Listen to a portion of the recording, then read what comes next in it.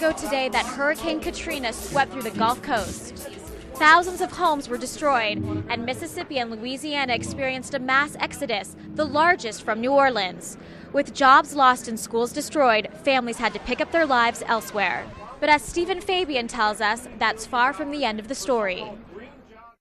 750,000 people fled the city of New Orleans after the storm, leaving behind family and friends and starting lives in other states. Since Katrina, some have returned to a city dramatically changed, like these teens we talked to, who've just started school in an area that was devastated by the storm. My family was scattered all over, but almost everybody is back here. It was bad, but it was good that all my family were able to evacuate. Katrina affected me, my house-wise, because, I lost everything.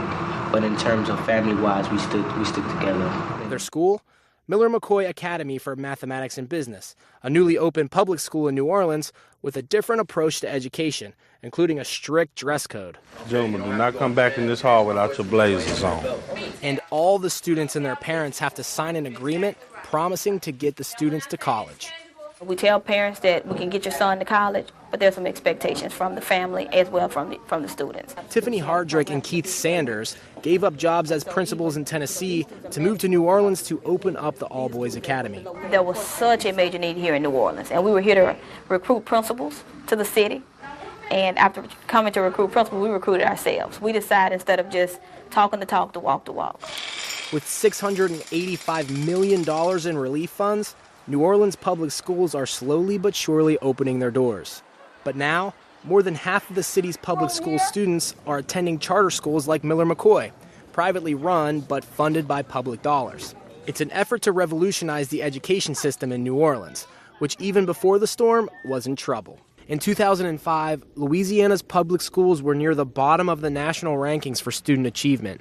But the devastation of the storm cleared the way for new opportunities. Now, hundreds of dedicated teachers and volunteers are flocking to New Orleans, focusing on rebuilding, not the city, but the education system. New Orleans is in this critical period right now where there's still a lot of hope for reform after the storm. Patty teaches 10th grade science.